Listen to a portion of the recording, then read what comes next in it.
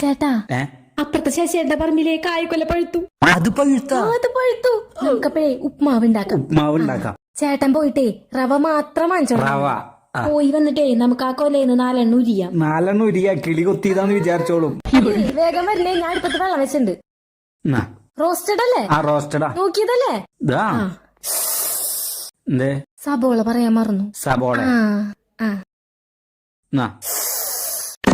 കടുക് മറന്നു. കടുക്. എന്നാ കടുക്.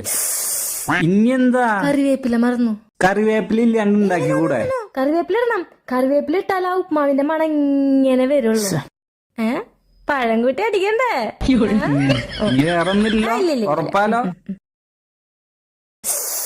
നീ ഉപ്മാവ് കണ്ടിണ്ടാ? സത്യത്തിൽ നീ ഉപ്മാവ് കണ്ടിണ്ടാ?